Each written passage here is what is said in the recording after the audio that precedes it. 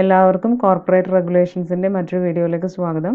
ഇതിന് മുമ്പത്തെ 2 വീഡിയോകളിൽ നമ്മൾ ടൈപ്സ് ഓഫ് കമ്പനീസിനെ കുറിച്ചാണ് പറഞ്ഞിട്ടുണ്ടായിരുന്നത്. അപ്പോൾ അതിനകത്ത് പറഞ്ഞ കമ്പനീസ് ആയിരുന്നു പ്രൈവറ്റ് കമ്പനി, പബ്ലിക് കമ്പനി, അതുപോലെ 1% കമ്പനിയൊക്കെ. അപ്പോൾ അവയെക്കുറിച്ച് ജസ്റ്റ് ഒന്ന് പറഞ്ഞിട്ടേ ഉണ്ടായിരുന്നുള്ളൂ. അവയെക്കുറിച്ച് പറയാനുള്ള കുറച്ചും കൂടെ ഡീറ്റെയിൽസ് ഉണ്ട്. അവയാണ് ഇതിനകത്ത് പറയുന്നത്.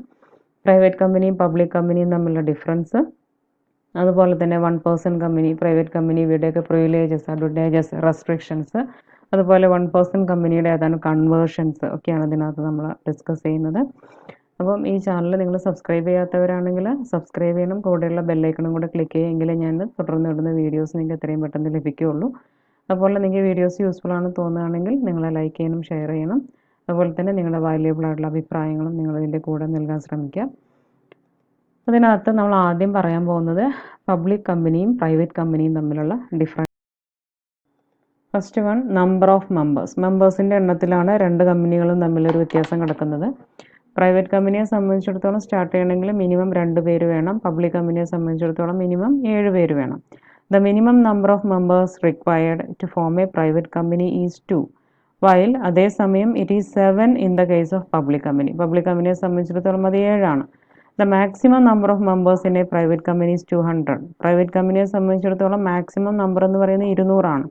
അത് പുതിയ ആക്ട് പ്രകാരമാണ് അങ്ങനെ. അതിന് മുമ്പ് 50 ആയിരുന്നു. Whereas there is no maximum limit in public company. Public കമ്പനിക്ക് അങ്ങനെ യാതൊരു ലിമിറ്റും ഇല്ല, എത്ര മെമ്പേഴ്സ് വേണമെങ്കിലും ആവാം. അപ്പോൾ പ്രൈവറ്റ് കമ്പനിയെ സംബന്ധിച്ചിടത്തോളം മിനിമം 2ഉം മാക്സിമം 200 ആണ്. പബ്ലിക് കമ്പനിയെ സംബന്ധിച്ചിടത്തോളം മിനിമം 7ഉം മാക്സിമം എത്രയാവാം. ഇതിനകത്ത് 1% കമ്പനി കൂടെ ഉണ്ട്. ശരിക്കും 1% കമ്പനി പ്രൈവറ്റ് കമ്പനിയുടെ മറ്റൊരു രൂപമാണ്. അതിനകത്ത് പക്ഷേ ഒരു മെമ്പർ ഉണ്ടായാൽ തന്നെ മതിയാവും അത് സ്റ്റാർട്ട് ചെയ്യണമെങ്കിൽ. അതുതന്നെയാണല്ലോ അതിൻ്റെ മെയിൻ ഫീച്ചർ ഇരിക്കുന്നത്. Then public invitation of capital. Share capital issue ചെയ്യുന്ന സമയത്ത് അവിടെ പബ്ലിക് ഇൻവിറ്റേഷൻ പ്രൈവറ്റ് കമ്പനിക്ക് അലോബിൾ അല്ല. പബ്ലിക് കമ്പനിക്ക് അത് പറ്റില്ല. പൊതുജനങ്ങളിലേക്ക് അത് അറിയിച്ചുകൊണ്ട് ഷെയർ ക്യാപിറ്റൽ മേൽ ഫണ്ട് റൈസ് ചെയ്യാൻ പറ്റില്ല. അതേസമയം പബ്ലിക് കമ്പനിയെ സംബന്ധിച്ചിടത്തോളം അത് അലോബിൾ ആണ്. പബ്ലിക് ഇൻവിറ്റേഷൻ സാധ്യമാണ്. There is no public invitation in the share capital of a private company, but public invitation is allowed in the case of public company. Transferability of shares കൈമാറ്റം ചെയ്യാവോ ഇല്ല എന്നുള്ളത്. നമ്മൾ ഒരു കമ്പനീനെ പ്രൈവറ്റ് എന്നും public എന്നും വേർതിരിക്കുന്നതന്നെ ഈ ഒരു ഓരോ സ്വഭാവത്തിൻ്റെ ബേസിസിലാണ്. ഇത്തരം കാര്യങ്ങൾ ഇല്ലാത്തത് കൊണ്ട് മാത്രമാണ് ഒരു കമ്പനി പ്രൈവറ്റ് കമ്പനി ആവുന്നത്. അല്ലാതെ എല്ലാം ഒരേ കാര്യങ്ങൾ, ഒരുവിധം എല്ലാ കാര്യങ്ങളും ഒരുപോലെ തന്നെയാണ് അവർ ശരിക്കും ചെയ്തുകൊണ്ടിരിക്കുന്നത്. The share of a public company are freely transferable, but it is restricted in the case of private company. Public കമ്പനിയുടെ ഷെയർ ഫ്രീലി ട്രാൻസ്ഫറബിൾ ആണ്. സെക്കൻഡറി മാർക്കറ്റിൽ ബൈ ചെയ്യാം, സെല് ചെയ്യാം, എന്തും ചെയ്യാം നമുക്ക്. അതേസമയം പ്രൈവറ്റ് കമ്പനി ഷെയർ റെസ്ട്രിക്റ്റഡ് ആണ്. അങ്ങനെ ഫ്രീ ആയിട്ട് ട്രാൻസ്ഫർ ചെയ്യാൻ പറ്റില്ല. അതിലെ മെമ്പേഴ്സിന് അങ്ങോട്ടും ഇങ്ങോട്ടൊക്കെ ഇത് ചെയ്യാൻ പറ്റുള്ളൂ. ദെൻ നമ്പർ ഓഫ് ഡയറക്ടേഴ്സിൻ്റെ എണ്ണം നോക്കുകയാണെങ്കിൽ പ്രൈവറ്റ് കമ്പനീനെ സംബന്ധിച്ചിടത്തോളം മിനിമം 2 ഡയറക്ടേഴ്സ് ഉണ്ടായിരിക്കണം. പബ്ലിക് കമ്പനിയെ സംബന്ധിച്ചിടത്തോളം ചുരുങ്ങിയത് 3 ഡയറക്ടേഴ്സ് ഉണ്ടായിരിക്കണം. ഈ 1% കമ്പനിയുടെ കാര്യമാണെങ്കിൽ പിന്നെ അവിടെ എല്ലാം ഒന്നല്ലേ ഉള്ളൂ, അതുകൊണ്ട് ഒരു ഡയറക്ടർ മതി. The number of directors required in the case of private company is 2, but in public company there should be at least 3 directors. ചുരുങ്ങിയത് 3 എണ്ണം വേണം. And 1 director in the case of a 1% company. Then prospectus. Public ഇൻവിറ്റേഷന് വേണ്ടിയിട്ട് നമ്മൾ ഉപയോഗിക്കുന്ന ഒന്നാണ് prospectus അല്ലോ. In public company issue of prospectus is required. നമ്മൾ ഷെയർ ക്യാപിറ്റൽ ഇഷ്യൂ ചെയ്യുന്നതിന് എന്ന സമയത്ത് അത് പബ്ലിക്കിനെ അറിയിക്കണം. അപ്പോൾ പബ്ലിക്കിനുള്ള ഒരു ഇൻവിറ്റേഷൻ എന്നുള്ള നിലയ്ക്ക് എന്ത് ഇഷ്യൂ ചെയ്യണം? പ്രോസ്പെക്ടസ് ഇഷ്യൂ ചെയ്യണം. പ്രോസ്പെക്ടസ് എന്ന് പറയുന്നത് അതാണ്, ഒരു പബ്ലിക് ഇൻവിറ്റേഷൻ ആണത്. But a private company is not required to issue a prospectus. അവർക്ക് ഒരു പ്രോസ്പെക്ടസ് ഇഷ്യൂ ചെയ്യേണ്ട ആവശ്യമില്ല. കാരണം എന്ത് പാടില്ല? അവർക്ക് ഈ പറയുന്ന പബ്ലിക് ഇൻവിറ്റേഷൻ പാടില്ല എന്നുള്ളതുകൊണ്ടാണ്.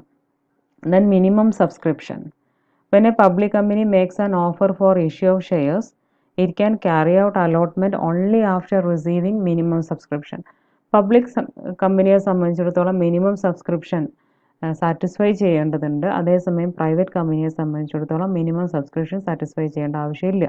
അപ്പോൾ എന്താണ് മിനിമം സബ്സ്ക്രിപ്ഷൻ? മിനിമം സബ്സ്ക്രിപ്ഷൻ എന്ന് പറയുന്നത് കമ്പനികൾ ഷെയർസ് ഇഷ്യൂ ചെയ്യുന്ന സമയത്ത് പൊതുജനങ്ങൾ വാങ്ങിക്കേണ്ടതായിട്ടുള്ള, അപ്ലൈ ചെയ്യേണ്ടതായിട്ടുള്ള ഒരു ലിമിറ്റ് ഉണ്ട്. ഒരു ഷെയർ ഇഷ്യൂ ചെയ്യുന്നതിൻ്റെ സമയത്തിൽ ആദ്യത്തെ സ്റ്റേജാണ് അപ്ലിക്കേഷൻ റിസീവ് ചെയ്യുക എന്നുള്ളത്. പബ്ലിക്കിൽ നിന്നും അപ്ലിക്കേഷൻ റിസീവ് ചെയ്യണം. ആ അപ്ലിക്കേഷൻ കിട്ടിയതിന് ശേഷമാണ് നമ്മൾ അലോട്ട്മെൻറ്റ് എന്ന് പറയുന്ന രണ്ടാമത്തെ പ്രോസസ്സ് ചെയ്യുക.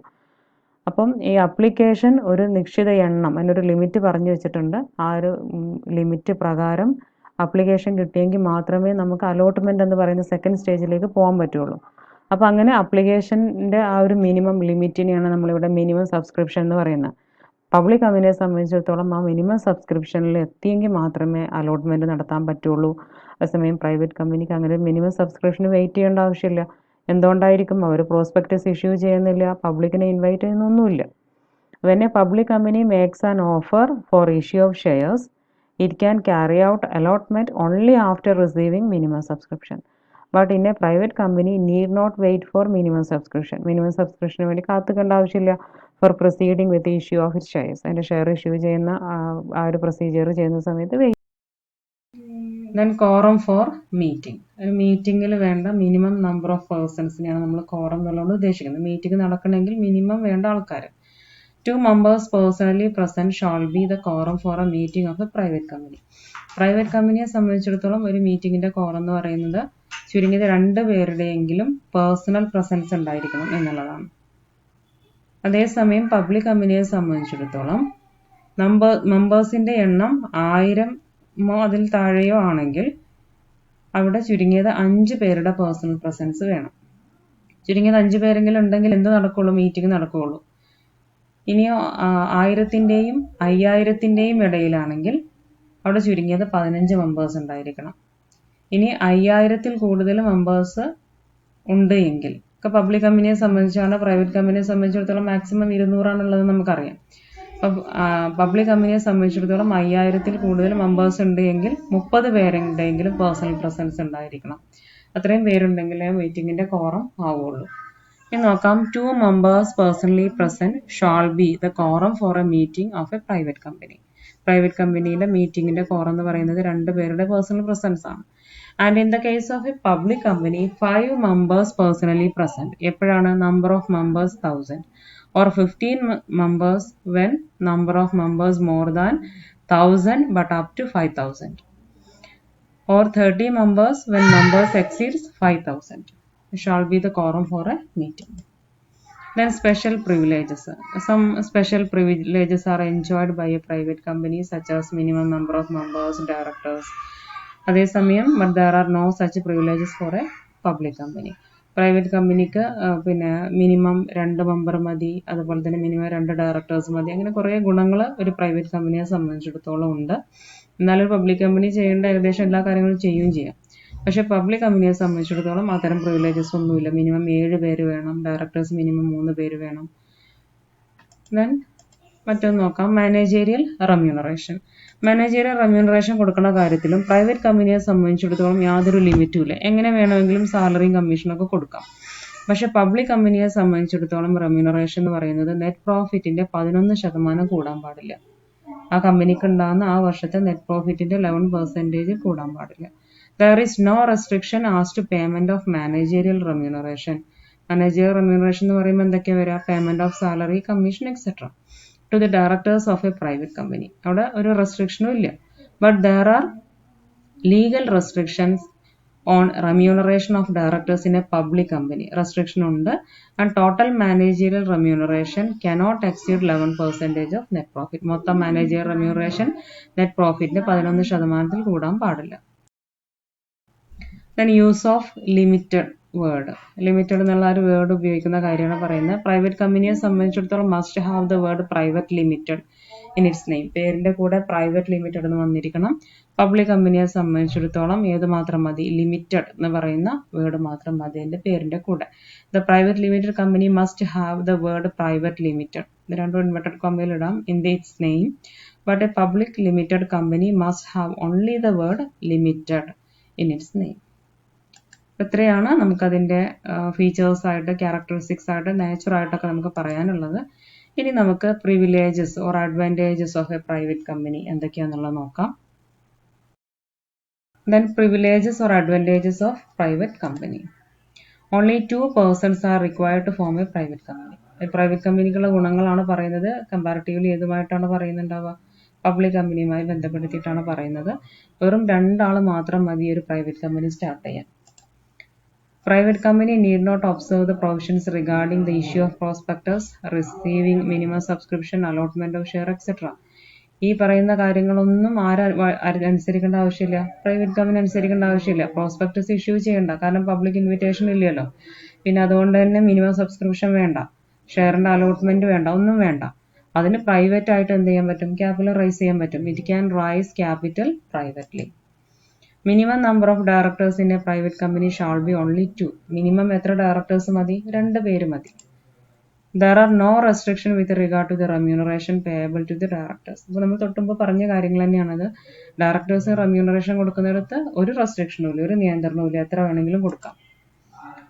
2 members personally present shall be the quorum for a meeting of a private company. ഒരു പ്രൈവറ്റ് കമ്പനിയുടെ മീറ്റിങ്ങിന് കോറം തേക്കാൻ വേണ്ടിയിട്ട് മിനിമം 2 പേര് മതിയാവും. Then annual evaluation in board's report is not applicable in the case of private company. Board's report in the annual evaluation, വാർഷിക evaluation ഏതിന് വേണ്ട? പ്രൈവറ്റ് കമ്പനിക്ക് വേണ്ട. The requirement of retirement by rotation of directors doesn't apply in private company. ഇങ്ങനെ ഓരോ നിശ്ചിത period കഴിയുമ്പോൾ അങ്ങനെ ഡയറക്ടേഴ്സ് മാറി മാറി അത് ഒരു റിട്ടയർ ചെയ്ത് വേറെ ഡയറക്ടേഴ്സിനെ എടുക്കുക, അങ്ങനെയുള്ള രീതി പബ്ലിക് കമ്പനിക്കേ ഉള്ളൂ. ഇവിടെ അങ്ങനത്തെ ഒരു ഇതേ ഇല്ല, ഡയറക്ടേഴ്സിൻ്റെ റൊട്ടേഷനും ഇല്ല. ഒരിക്കൽ ഡയറക്ടറായിട്ട് കയറി കഴിഞ്ഞാൽ അയാൾ എന്നും പെർമനൻറ്റ് ഡയറക്ടേഴ്സാണ്. And all its directors can be permanent directors. ഒരിക്കൽ കയറി കഴിഞ്ഞാൽ അവിടെ ഇരിക്കാം. A private company is not required to offer further issue of shares, capital to existing shareholders, and it can allot new issues to outsiders. ഒരു private company രണ്ടാമത് share issue ചെയ്യുന്ന സമയത്ത്, ഒരിക്കൽ കമ്പനി ആരംഭിക്കുന്ന സമയത്ത് അതിന് ക്യാപിറ്റലിന് വേണ്ടിയിട്ട് ഷെയർ ഇഷ്യൂ ചെയ്യുന്നുണ്ടാവാം. എന്നിട്ട് വീണ്ടും പിന്നീട് ക്യാപിറ്റൽ വേണ്ടി വരുന്ന സമയത്തൊക്കെ വീണ്ടും ഷെയർ ഇഷ്യൂ ചെയ്യുമ്പോൾ അതിന് നിലവിലുള്ള ഷെയർ ഹോൾഡേഴ്സിന് ഒരു ഭാഗം മാറ്റി വെക്കേണ്ടി വരിക, കുറഞ്ഞ റേറ്റിന് മാറ്റി വെക്കേണ്ടി വരിക. അതിനാണ് നമ്മൾ റൈറ്റ് ഷെയർ ഇഷ്യൂ ചെയ്യുക എന്നൊക്കെ പറയാം. അങ്ങനത്തെ ഒരു പരിപാടി ആർക്ക് വേണ്ട? പ്രൈവറ്റ് കമ്പനിക്ക് വേണ്ട. രണ്ടാമത് ഇറക്കുന്ന മുഴുവൻ ഷെയറും, അതായത് ഫർദർ ഇഷ്യൂ ചെയ്യുന്ന സമയത്ത് മുഴുവനായിട്ടും അത് ഔട്ട്സൈഡേഴ്സിന് അലോട്ട് ചെയ്യാവുന്നതാണ്. A private company is not required to offer further issue of share capital to existing share holders. നിലവിലുള്ള ഷെയർ ഹോൾഡേഴ്സിന് കൊടുക്കണ്ട. It can allot new issue to the outsiders.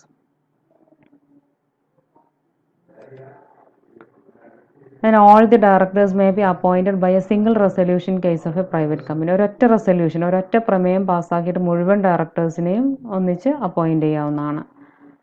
ഇത്രയൊക്കെയാണ് നമുക്ക് ഒരു പ്രൈവറ്റ് കമ്പനിയുടെ പ്രിവിലേജസ്, അഡ്വാൻറ്റേജസ്, ഗുണങ്ങളായിട്ട് പറയാനുള്ളത്.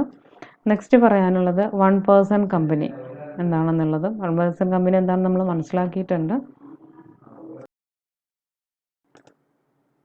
കമ്പനീസ് ആക്ട് 2013 പ്രകാരം കമ്പനികളെ മെമ്പേഴ്സിൻ്റെ എണ്ണത്തിൻ്റെ അടിസ്ഥാനത്തിൽ 1 person എന്നും പ്രൈവറ്റ് കമ്പനി എന്നും പബ്ലിക് കമ്പനി എന്നും 3ആയിട്ട് ക്ലാസിഫൈ ചെയ്തിട്ടുണ്ടെന്ന് നമ്മൾ നേരത്തെ പഠിച്ചതാണ്, ഒന്നും കൂടെ പറഞ്ഞു എന്നേ ഉള്ളൂ.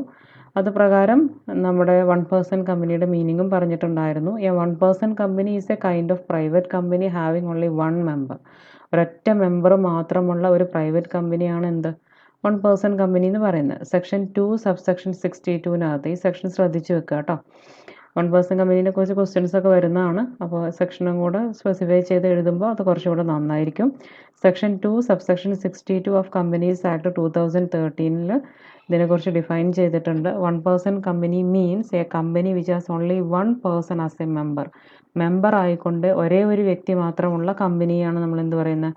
1 person കമ്പനി എന്ന് പറയുന്നത്. അപ്പോൾ the memorandum of 1 person company shall indicate the name of the other person. ആദ്യം കാര്യം എന്താണെന്ന് പറയാം. ഈ 1 person കമ്പനിയുടെ മെമ്മോറാണ്ടത്തിനകത്ത് ഇപ്പം നിലവിൽ ഒരു മെമ്പർ മാത്രമേ ഉണ്ടാവുള്ളൂല്ലോ. അപ്പോൾ ആ മെമ്പർക്ക് എന്തെങ്കിലും സംഭവിക്കുകയാണെങ്കിൽ, അയാൾക്ക് മരണം സംഭവിക്കുകയോ അല്ലെങ്കിൽ അയാൾക്ക് ഒരു കോൺട്രാക്റ്റിൽ ഏർപ്പെടുന്നതിനുള്ള ഇൻകപ്പാസിറ്റി സംഭവിക്കുകയൊക്കെ ചെയ്യുകയാണെങ്കിൽ അന്നേരത്ത് പകരമായിട്ട് ആര് വരണം എന്നുള്ളത് അതിനകത്ത് കാണിച്ചിരിക്കണം. ആ മെമ്മോറാണ്ടത്തിനകത്ത് അയാളുടെ പേര് കൊടുത്തിരിക്കണം. അതിനെ നമുക്ക് ഒറ്റ വാക്കിൽ എന്ത് പറയാം? നോമിനി എന്ന് പറയാം. അപ്പോൾ നോമിനീനെ ഇതിനകത്ത് സ്പെസിഫൈ ചെയ്തിട്ടുണ്ടാകണം, മെമ്മോറാണ്ടത്തിനകത്ത് സ്പെസിഫൈ ചെയ്തിട്ടുണ്ടായിരിക്കണം. അപ്പോൾ ആരാണ് നോമിനിയായിട്ട് വരാൻ പോകുന്നത് ആ വ്യക്തിയുടെ സമ്മതം റിട്ടേൺ ഫോമിൽ നേരത്തെ വാങ്ങിച്ചിട്ടും ഉണ്ടായിരിക്കണം. ഇനി നോക്കാം. The memorandum of 1 person company shall indicate, സൂചിപ്പിച്ചിട്ടുണ്ടാകണം എന്ത്? The name of the other person, മറ്റൊരു വ്യക്തിയുടെ പേര്, with his prior written consent, അയാളുടെ മുൻകൂറായിട്ടുള്ള സമ്മതം, റിട്ടേൺ ഫോമിലെ സമ്മതം വാങ്ങിച്ചിട്ടുണ്ടായിരിക്കണം. ഇൻ ദ പ്രിസ്ക്രൈബ്ഡ് ഫോം, ഒരു നിർദ്ദിഷ്ട ഫോം അതിനുണ്ട്, അതിൽ വാങ്ങിച്ചിട്ടുണ്ടായിരിക്കണം. Who shall in the event of subscriber's death or his incapacity to contract. നമ്മളുടെ ഇപ്പോൾ നിലവിലുള്ള ആളുടെ ഡെത്തോ ഇൻകപ്പാസിറ്റിയോ സംഭവിക്കുന്ന സമയത്ത് who shall become the member of the company, അയാളായിരിക്കും കമ്പനിയുടെ മെമ്പർ ആവുക. അപ്പോൾ ഒരു നോമിനിയുടെ പേര് മെമ്മറാണ്ടത്തിൽ കൊടുക്കണം എന്നാണ് ചുരുക്കത്തിൽ പറഞ്ഞത്.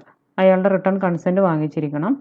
ആ റിട്ടേൺ കൺസെൻറ്റ് എന്തും കൂടെ ചെയ്തിരിക്കണം. And the return consent of such person shall also be filed with registrar at the time of incorporation of the 1 person company along with its memorandum and articles. അപ്പോൾ ഈ 1 person കമ്പനി ഇൻകോർപ്പറേറ്റ് ചെയ്യുമല്ലോ, അത് രൂപീകരിക്കുന്ന സമയത്ത് രജിസ്ട്രാറുടെ അടുത്ത് നമ്മൾ മെമ്മോറാണ്ടവും ആർട്ടിക്കിൾസും മറ്റു documents ഒക്കെ ഫയൽ ചെയ്യും. അതിൻ്റെ കൂട്ടത്തിൽ ഈ നോമിനിയുടെ റിട്ടേൺ കൺസെൻറ്റും കൂടെ കൊടുത്തിട്ടുണ്ടായിരിക്കണം. ഇങ്ങനെ ഒരു 1 person കമ്പനിയിലെ സബ്സ്ക്രൈബറുടെ ആ ഒരു മെമ്പർ അയാളുടെ മെമ്പർഷിപ്പ് അയാളുടെ മരണം മൂലം മറ്റൊക്കെ ആയിട്ട് അവസാനിപ്പിച്ച് കഴിഞ്ഞാൽ അപ്പോൾ പിന്നീട് ആരാണ് അവിടെ മെമ്പറായിട്ട് വരിക? നോമിനി ആയിട്ട് പറഞ്ഞിരിക്കുന്ന ആളായിരിക്കും മെമ്പറായിട്ട് വരിക. വേറെ ദ സോൾ മെമ്പർ മീൻസ് ഒരേ ഒരു member of 1 person company ceases to be the member in the event of death or incapacity to contract. ഈ രണ്ട് കാരണങ്ങളാൽ അയാളുടെ മെമ്പർഷിപ്പ് അവസാനിപ്പിക്കപ്പെടുമ്പോൾ and his nominee becomes the member of such 1 person company. Nominee ആരായി തീരും? മെമ്പറായി തീരും. ആ ന്യൂ മെമ്പർ പിന്നീട് എന്ത് ചെയ്യണം? പുതിയൊരാൾ പകരം വന്നു കഴിഞ്ഞാൽ അയാൾ പിന്നീട് പിന്നെ മെമ്പർഷിപ്പ് ഏറ്റെടുത്ത് 15 ദിവസത്തിനുള്ളിൽ മറ്റൊരാളെ നോമിനേറ്റ് ചെയ്തിരിക്കണം. കാരണം ഇയാൾക്ക് ഇനി എന്തെങ്കിലും സംഭവിച്ചു കഴിഞ്ഞാൽ ആര് ഏറ്റെടുക്കും എന്നുള്ളതും കൂടെ കാണിച്ചിട്ടുണ്ടായിരിക്കണം. അപ്പോൾ such new member shall nominate within 15 days of becoming member. മെമ്പറായി 15 ദിവസത്തിനുള്ളിൽ മറ്റൊരാളെ നോമിനേറ്റ് ചെയ്തിരിക്കണം.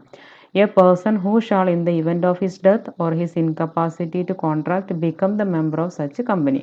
അപ്പോൾ ഈ പുതിയ ആളുടെ ഇൻകപ്പാസിറ്റിയോ മറ്റോ സംഭവിക്കുന്ന സമയത്ത് പുതുതായിട്ട് നോമിനേറ്റ് ചെയ്ത ആളായിരിക്കും പിന്നീട് മെമ്പറായി മാറും. ആൻഡ് എന്തും കൂടെ ചെയ്തിരിക്കണം? The company shall file the registrar and intimation of such cessation.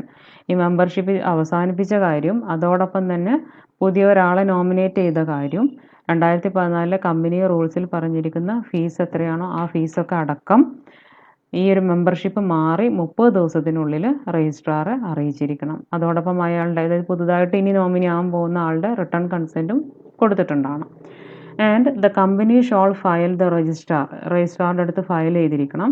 And intimation of such cessation, ഈ കാര്യം അവസാനിപ്പിച്ചത് ഫസ്റ്റത്തെ മെമ്പർ അവസാനിപ്പിച്ച കാര്യം. ആ nomination along with fee as provided in the companies rules 2014. 2014 company റൂൾസിൽ പറഞ്ഞിരിക്കുന്ന ഫീസ് അടക്കം ആ നോമിനേഷൻ്റെ കാര്യം സെസേഷൻ്റെ കാര്യം സൂചിപ്പിച്ചിരിക്കണം. Within 30 days of the change in membership അവസാനിപ്പിച്ച് മെമ്പർഷിപ്പ് മാറി വേറെ പുതിയ ഒരാൾ വന്നു അല്ലേ, അപ്പോൾ ആ മെമ്പർഷിപ്പ് മാറി 30 ദിവസത്തിനുള്ളിൽ അറിയിച്ചിരിക്കണം. With prior written consent of the person as nominated. പുതുതായിട്ട് നോമിനേറ്റ് ചെയ്ത ആളുടെ റിട്ടേൺ കൺസെൻറ്റും കൂടെ കൊടുത്തിട്ടുണ്ടായിരിക്കണം. അപ്പോൾ ഇത്രയാണ് 1 person കമ്പനിയുമായി ബന്ധപ്പെട്ട അതിൻ്റെ ഒരു ബേസിക് ആയിട്ട് ചെയ്യേണ്ട കാര്യങ്ങളെക്കുറിച്ച് പറയാനുള്ളത്. ഇനി പ്രിവിലേജസ്, ഗുണങ്ങളും and restrictions on 1 person company. 1 person കമ്പനിക്കുള്ള 2 ബുദ്ധിമുട്ടുകളും അതിൻ്റെ ഗുണങ്ങളൊക്കെ എന്തൊക്കെയാണെന്ന് നോക്കാം. ആദ്യം പ്രിവിലേജസ് നോക്കാം. 1 person company need not hold an annual general meeting. ഒരു ആനുവൽ ജനറൽ മീറ്റിംഗ് കണ്ടക്ട് ചെയ്യേണ്ട ആവശ്യമില്ല, എന്നൊരാൾ മാത്രമേ ഉള്ളൂ. Company need not prepare a report on annual general മീറ്റിങ്ങിന് വേണ്ടി അപ്പോൾ അതുകൊണ്ടൊരു റിപ്പോർട്ട് പ്രിപ്പയർ ചെയ്യേണ്ട ആവശ്യമില്ല. മിനിമം നമ്പർ ഓഫ് ഡയറക്ടർ എന്ന് പറയുന്ന ഒരാൾ മാത്രമാണ്. The company need not appoint independent directors on its board. കാരണം ആകെ ഒരു ഡയറക്ടർ മതി, അപ്പോൾ പിന്നെ വേറൊരു ഇൻഡിപെൻഡൻറ്റ് ഡയറക്ടർ അപ്പോയിൻറ്റ് ചെയ്യുക, അങ്ങനത്തെ കാര്യങ്ങളൊന്നും അതിന് വേണ്ട. വളരെ ഈസി ആയിട്ട് ഓപ്പൺ ചെയ്ത് പ്രവർത്തിക്കാവുന്ന ഒന്നാണ് 1 person company. Retirement of directors by rotation is not applicable in the case of a 1 person company. ഇതുപോലെ ഡയറക്ടേഴ്സ് റിട്ടയർമെൻറ്റ് നടത്തി പകരം വേറൊരാൾ, ആ റൊട്ടേഷൻ എന്ന് പറയുന്ന പരിപാടി ഏതിന് അപ്ലിക്കബിൾ അല്ല? 1 person കമ്പനിക്ക് അപ്ലിക്കബിൾ അല്ല. അത് ഏത് പ്രൈവറ്റ് കമ്പനിക്കും അപ്ലിക്കബിൾ അല്ല. 1 person കമ്പനി ഒരു പ്രൈവറ്റ് കമ്പനിയാണ് നമ്മൾ നേരത്തെ ജസ്റ്റ് പറഞ്ഞിട്ടുണ്ടായിരുന്നു. Then the annual return shall be signed by the company secretary or where there is no company secretary by the directors of company. Annual return ആരാണ് sign ചെയ്യേണ്ടത്? Company സെക്രട്ടറിയാണ് sign ചെയ്യേണ്ടത്. ഇനി കമ്പനി സെക്രട്ടറി ഇല്ലെങ്കിൽ ആർക്ക് ചെയ്താലും മതി? Director ചെയ്താലും മതി. In other words it need not be signed by a company secretary in practice. ചുരുക്കി പറഞ്ഞാൽ ഒരു കമ്പനി സെക്രട്ടറി സൈൻ ചെയ്യണമെന്ന് യാതൊരു നിർബന്ധവുമില്ല. ഡയറക്ടർ സൈൻ ചെയ്താൽ തന്നെ അത് ഓക്കെയാണ്. The provision relating to annual general meeting, extraordinary general meeting and a notice convening to general meeting are not applicable to 1 person company. 1 person കമ്പനിയെ സംബന്ധിച്ചിടത്തോളം മീറ്റിങ്ങുമായി ബന്ധപ്പെട്ട ഈ ഒരു പ്രൊവിഷൻസ് ഒന്നും അപ്ലിക്കബിൾ അല്ല. The provisions relating annual general മീറ്റിംഗുമായി ബന്ധപ്പെട്ടത്, extraordinary general മീറ്റിംഗുമായി ബന്ധപ്പെട്ടത്, notice convening to general meeting തുടങ്ങിയ കാര്യങ്ങളൊന്നും ഒരു 1% കമ്പനിക്ക് അപ്ലിക്കബിൾ അല്ല. അതൊക്കെ അതിൻ്റെ പ്രിവിലേജസ് ആണ്, അഡ്വാൻറ്റേജസ് ആണ്. ദെൻ അതിൻ്റെ റെസ്ട്രിക്ഷൻസ് എന്തൊക്കെയാണെന്നുള്ളത് നോക്കാം. Restriction on 1%. Restrictions on 1% company. No minor shall become member or nominee of 1% company or can hold a share with a beneficial interest. ഒരു മൈനർക്ക് ഒരു 1% കമ്പനിയുടെ നോമിനി ആവാനോ മെമ്പർ ആവാനോ ഒന്നും സാധ്യമല്ല. മൈനർ എന്നുള്ളതുകൊണ്ട് ഉദ്ദേശിക്കുന്നത് 18 വയസ്സിൽ താഴെയുള്ളവരെന്നുള്ളതാണ്. The company cannot carry out non-banking financial investment activities including investment in securities of any body corporate. Non banking ആയിട്ടുള്ള financial investment ആക്ടിവിറ്റീസിലൊന്നും 1% കമ്പനിക്ക് എൻഗേജ് ചെയ്യാൻ പറ്റില്ല. ഏതടക്കം investment in securities of any body corporate, ഏതെങ്കിലും ഒരു ബോഡി കോർപ്പറേറ്റിൻ്റെ ഏതെങ്കിലും ഒരു കമ്പനിയുടെ ഷെയർസ് വാങ്ങിക്കുക അല്ലേ, അതും ഒരു ഇൻവെസ്റ്റ്മെൻ്റ് ആണ്. സെക്യൂരിറ്റീസിൽ ഇൻവെസ്റ്റ് ചെയ്യുക എന്നുള്ളത് ഉദ്ദേശിച്ചത് അതാണ്. അപ്പം അങ്ങനെ രീതിയിലുള്ള ഇൻവെസ്റ്റ്മെൻറ്റുകളടക്കം ആർക്ക് പാടില്ല? 1% കമ്പനിക്ക് പാടില്ല. നോൺ ബാങ്കിങ് ആയിട്ടുള്ള ഒരു ഫിനാൻഷ്യൽ ഇൻവെസ്റ്റ്മെൻറ്റ് ആക്ടിവിറ്റീസും ചെയ്യാൻ പറ്റില്ല.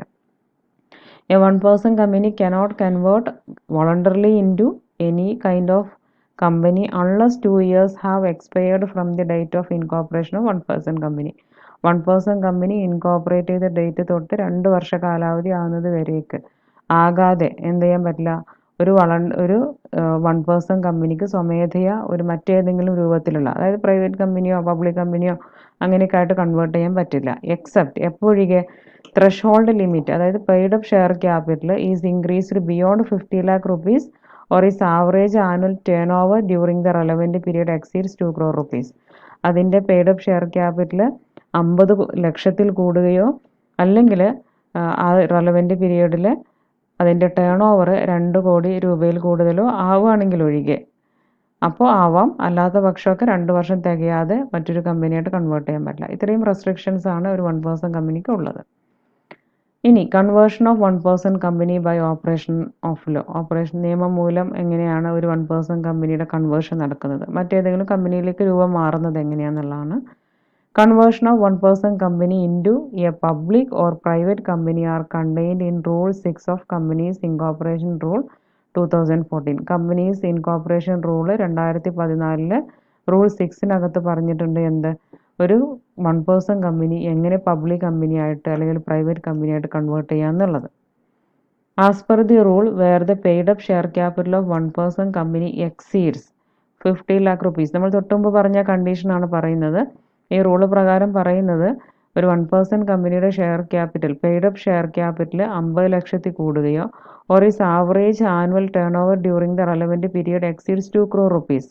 അതിൻ്റെ റെലവൻറ്റ് പീരിയഡിൽ അതിൻ്റെ പീരിയഡിലുള്ള അതിൻ്റെ ആവറേജ് ആനുവൽ ടേൺ ഓവർ 2 കോടിയിൽ കൂടുകയോ ചെയ്താൽ it shall cease to be entitled to continue as a 1% company. ഒരു 1% കമ്പനിയായി തുടരുന്നത് അതിന് അവസാനിപ്പിക്കാവുന്നതാണ്. റെലവൻറ്റ് പീരിയഡ് എന്നുള്ളതുകൊണ്ട് ഉദ്ദേശിച്ചത് എന്താണ്? The period of immediately preceding 3 consecutive financial year. നമ്മുടെ ആ ഒരു കറണ്ട് പീരിയഡിൻ്റെ തൊട്ട് മുമ്പത്തെ പ്രിസീഡിംഗ് ആയിട്ടുള്ള പ്രീവിയസ് ആയിട്ടുള്ള 3 കോൺസിക്യൂട്ടീവ് അടുത്തടുത്തുള്ള 3 ഫിനാൻഷ്യൽ ഇയറുകളിലാണ് നമ്മൾ റെലവൻറ്റ് പീരിയഡ് എന്ന് പറഞ്ഞത്.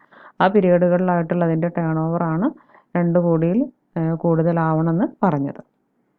Then such 1% company shall be required to convert itself within 6 months of the date on which its paid up share capital is increased beyond 50 lakh rupees or last day of relevant period during which its average annual turnover exceeds 2 crore rupees as the case may be, into either a private company with a minimum of 2 members and 2 directors or a public company with at least of 7 members and 3 directors in accordance with the provision of section 18 of the act.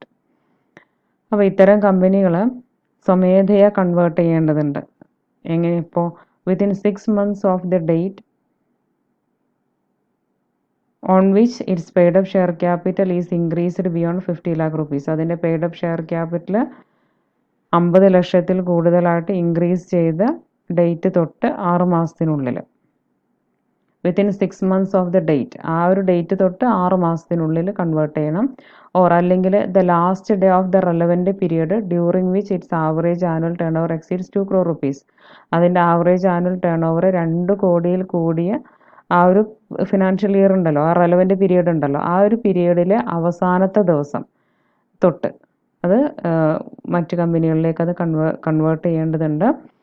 As the case may be into either, ഒന്നുകിൽ private company ആയിട്ട് മാറാം. Private company ആകുമ്പോൾ എന്ത് വേണം, minimum 2 members വേണം, അതിൻ്റെ 2 directors വേണം.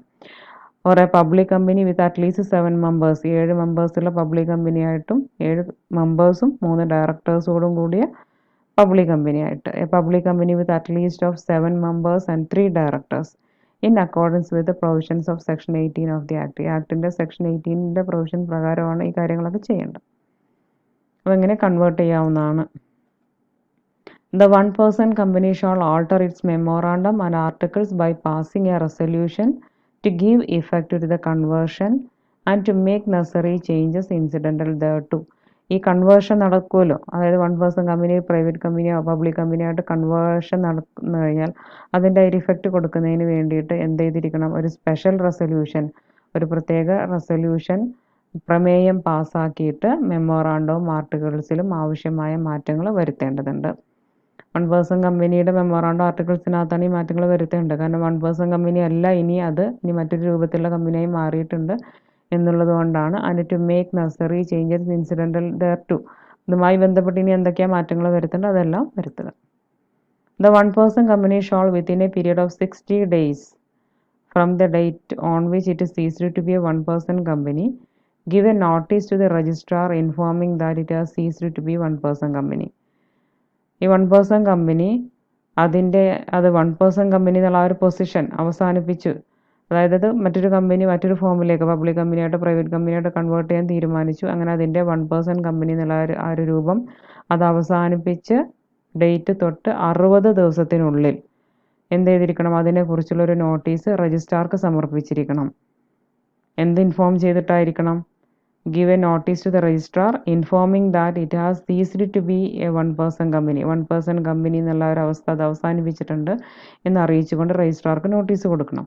And that it is now required to convert itself into private company or public company by virtue of its paid up share capital or average turnover having exceeds the threshold limit.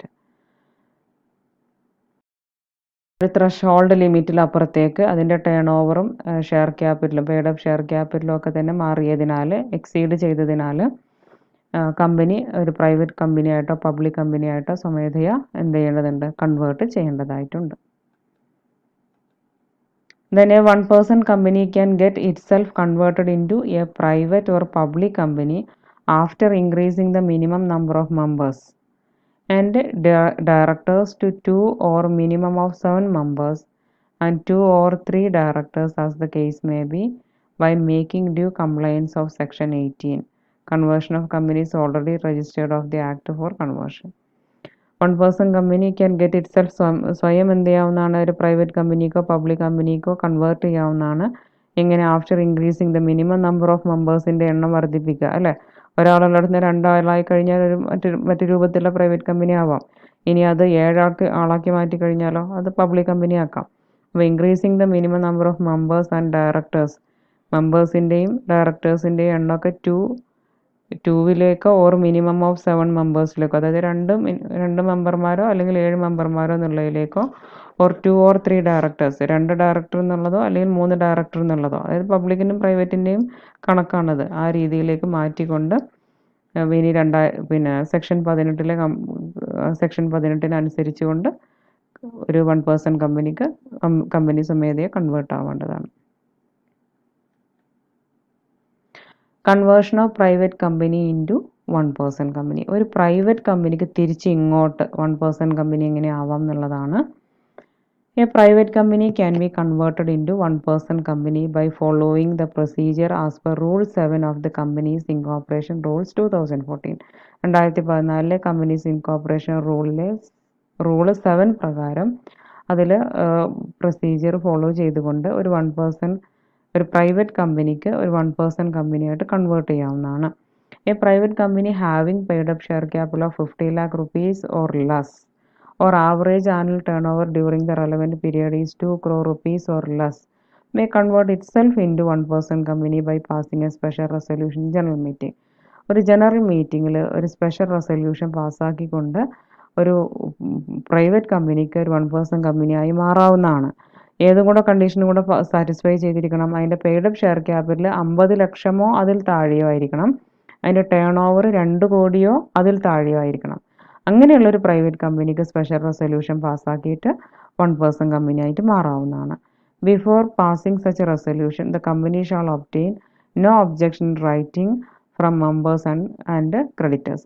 അതിലെ മെമ്പേഴ്സിൻ്റെ അടുത്തും ക്രെഡിറ്റേഴ്സിൻ്റെ അടുത്തുനിന്നും no objection, അതായത് അതിന് വിരോധമില്ല എന്ന് കാണിച്ചുകൊണ്ട് return ഫോമിൽ വാങ്ങിച്ചിരിക്കണം ഒരു സ്പെഷ്യൽ റെസൊല്യൂഷൻ പാസ്സാക്കുന്നതിന് മുമ്പായിട്ട്. കാരണം സ്പെഷ്യൽ റെസൊല്യൂഷൻ പാസ്സാക്കിയിട്ടാണ് നമ്മളതിലേക്ക് കൺവേർട്ട് ചെയ്യുന്നതെന്ന് പറഞ്ഞു. അപ്പോൾ before passing such resolution the company shall obtain no objection, സമ്മതം ആണ്, അതായത് എതിർപ്പില്ല എന്നുള്ളത് റിട്ടേൺ ഫോമിൽ വാങ്ങിച്ചിരിക്കണം from members and creditors. The one-person company shall file a copy of the special resolution with the registrar of companies within 30 days from the date of passing such a resolution. അത്തരം resolution പാസ്സാക്കി 30 ദിവസത്തിനുള്ളിൽ registrar of കമ്പനീസിൻ്റെ അടുത്ത് ആ ഒരു special റെസൊല്യൂഷൻ്റെ copy file ചെയ്യേണ്ടതുണ്ട്. One-person company file ചെയ്യേണ്ടതുണ്ട്.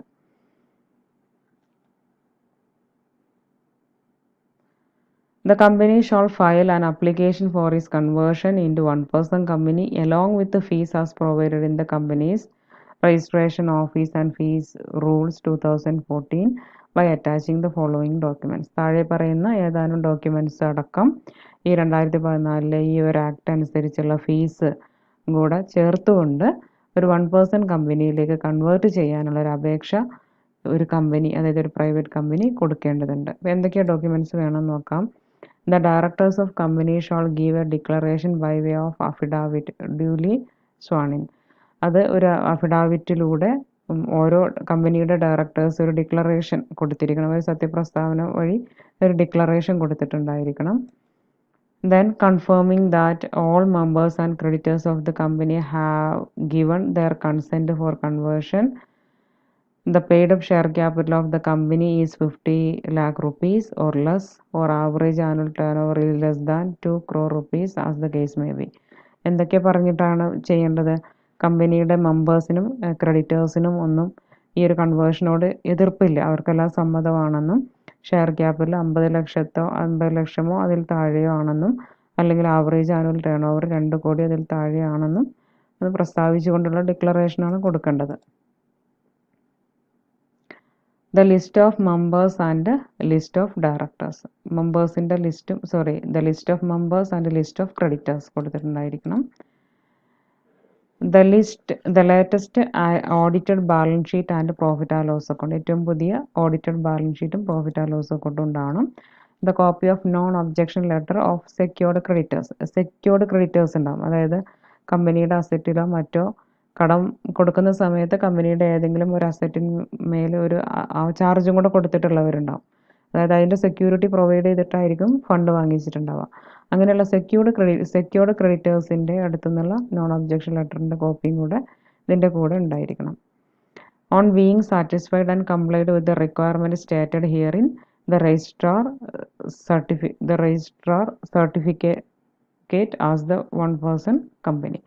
അപ്പം മേൽപ്പറഞ്ഞ ഈ കാര്യങ്ങളെല്ലാം തന്നെ സാറ്റിസ്ഫൈ ചെയ്ത് കഴിഞ്ഞാൽ, എല്ലാ റിക്വയർമെൻറ്റ്സും കംപ്ലൈ ചെയ്ത് കഴിഞ്ഞാൽ അനുസരിച്ച് കഴിഞ്ഞാൽ രജിസ്ട്രാർ വൺ-പേഴ്സൺ കമ്പനിയായിട്ട് സർട്ടിഫിക്കറ്റ് ചെയ്യും.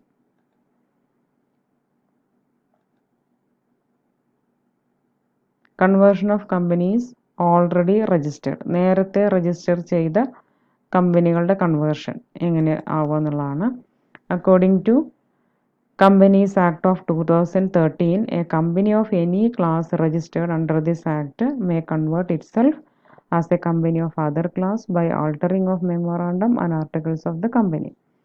Companies Act 2013 പ്രകാരം a company of any class, ഏത് ക്ലാസ്സിൽ ആയിട്ട് രജിസ്റ്റർ ചെയ്ത കമ്പനിക്കും may convert itself as a company of other class, മറ്റൊരു ക്ലാസ്സിൽപ്പെട്ട കമ്പനിയായിട്ട് കൺവേർട്ട് ചെയ്യാവുന്നതാണ്. By alteration of memorandum and articles of company. കമ്പനിയുടെ മെമ്മോറാണ്ടവും അതുപോലെ തന്നെ ആർട്ടിക്കിൾസൊക്കെ തന്നെ കൺവേർട്ട് ചെയ്തുകൊണ്ട് മാറ്റം വരുത്തിക്കൊണ്ട്. As per section 13 and 14 of company can alter its memorandum and article by special resolution. ഈ പറയുന്ന മെമ്മോറാണ്ടം ആർട്ടിക്കിൾ എങ്ങനെ മാറ്റം വരുത്തുക, ആൾട്ടർ ചെയ്യൽ എങ്ങനെയാണ്? ഒരു സ്പെഷ്യൽ റെസൊല്യൂഷൻ പാസ്സാക്കിക്കൊണ്ടാണെന്നുള്ളത് കമ്പനീസ് ആക്ടിൻ്റെ സെക്ഷൻ 13-ലും 14-ലും പറഞ്ഞിട്ടുണ്ട്. Declaration give effect to conversion of a private company into a public company, a public company into private company. ഇങ്ങനെ ആൾട്ടറേഷൻ വരുത്തുന്നതിലൂടെ നമുക്ക് ചെയ്യാവുന്ന കാര്യങ്ങൾ എന്തൊക്കെയാണ്? പ്രൈവറ്റ് കമ്പനീനെ പബ്ലിക് കമ്പനി ആക്കാം, പബ്ലിക് കമ്പനീനെ വേണമെങ്കിൽ പ്രൈവറ്റ് കമ്പനി ആക്കി മാറ്റാം. Where a company being a private company alters its article in such a manner that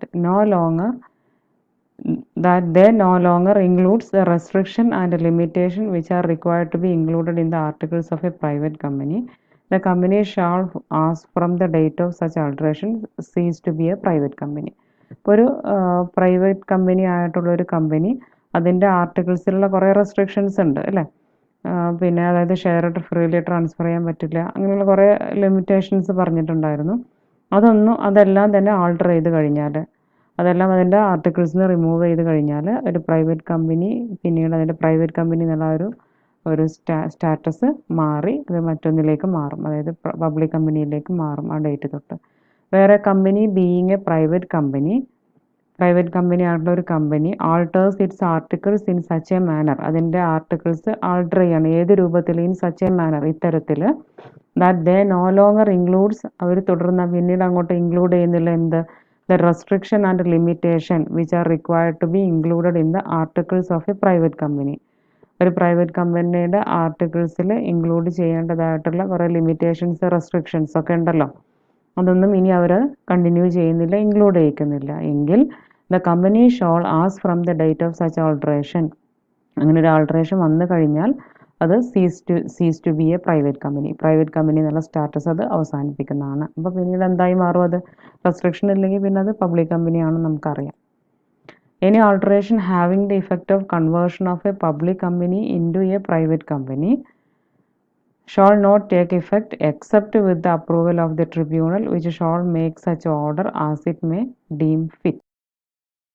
Any alteration having the effect of conversion of a public company into private company, ഒരു public കമ്പനിയെ private company ആയിട്ട് convert ചെയ്യുന്ന ഒരു effect കൊണ്ടുവരുന്ന ഒരു മാറ്റം, ഒരു alteration ആർട്ടിക്കിൾസിൽ വരുത്തുകയാണെങ്കിൽ ഷാൾ നോട്ട് ടേക്ക് ഇഫക്റ്റ്, അത് പ്രാബല്യത്തിൽ വരില്ല എപ്പോഴൊക്കെ? Except with the approval of the tribunal which shall make such order as it may deem fit, അത് ഇതിന് ഫിറ്റ് ആണെന്ന് തോന്നുകയാണെങ്കിൽ, അങ്ങനെ കൺവേർഷൻ ശരിയാണെന്ന് തോന്നി അത് ഓർഡർ ചെയ്യുകയാണെങ്കിൽ മാത്രം, ട്രിബ്യൂണലിൻ്റെ അപ്രൂവൽ ഉണ്ടാകുമ്പോൾ മാത്രമേ അതിന് ഒരു പബ്ലിക് കമ്പനിയായിട്ട് മാറാൻ പറ്റുള്ളൂ. അല്ലാത്ത പക്ഷം ഇങ്ങനെയുള്ളൊരു ആൾട്ടറേഷൻ വരുത്തിച്ചിട്ട് ഒരു പ്രൈവറ്റ് കമ്പനിക്ക് പബ്ലിക് കമ്പനിയായിട്ട് കൺവേർട്ട് ചെയ്യാൻ പറ്റില്ല.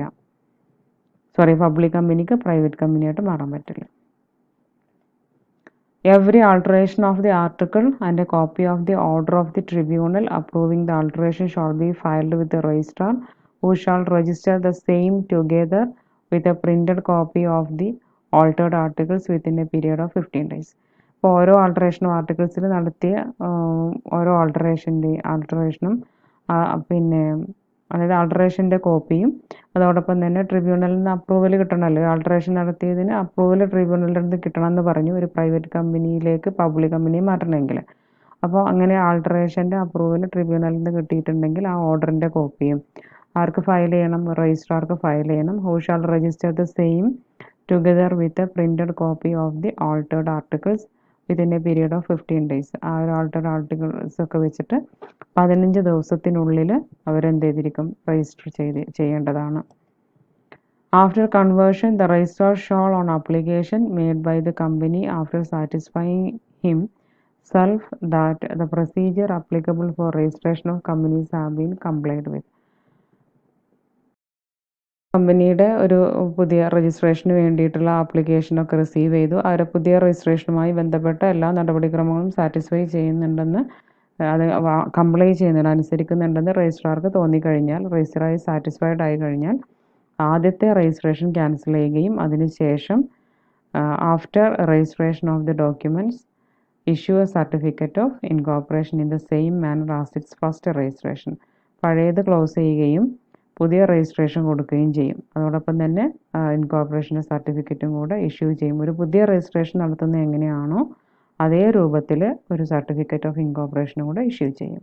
അപ്പോൾ ഇത്രയും കാര്യങ്ങളാണ് ഈ വീഡിയോക്കകത്ത് നമുക്ക് പറയാനുള്ളത്. നെക്സ്റ്റ് വീഡിയോയിൽ കോർപ്പറേറ്റ് വെയിൽ എന്ന് പറയുന്ന ഒരു ഏരിയ ആണ് നമുക്ക് പറയാനുള്ളത്. ഇമ്പോർട്ടൻ്റ് ആണ്. കഴിഞ്ഞ കോർപ്പറേറ്റ് റെഗുലേഷൻ്റെ എക്സാമിന് ഈ ഭാഗത്തു നിന്നാണ് എസ്സേ ചോദിച്ചിട്ടുണ്ടായിരുന്നത്. അപ്പോൾ തുടർന്നും വീഡിയോസ് എല്ലാം കാണുക. നിങ്ങളുടെ അഭിപ്രായങ്ങൾ കമൻറ്റുകളായിട്ട് താഴെ കൊടുക്കുക. സബ്സ്ക്രൈബ് ചെയ്യാത്തവർക്ക് സബ്സ്ക്രൈബ് ചെയ്യുക. ബെല്ലൈക്കണും കൂടെ ക്ലിക്ക് ചെയ്യുക. എങ്കിലേ ഞാനൊരു വീഡിയോ ഷെയർ ചെയ്യുന്ന സമയത്ത് അത് പെട്ടെന്ന് തന്നെ നിങ്ങൾക്ക് കാണാൻ സാധിക്കുള്ളൂ. നെക്സ്റ്റ് വീഡിയോയിൽ കാണാം. Till then bye.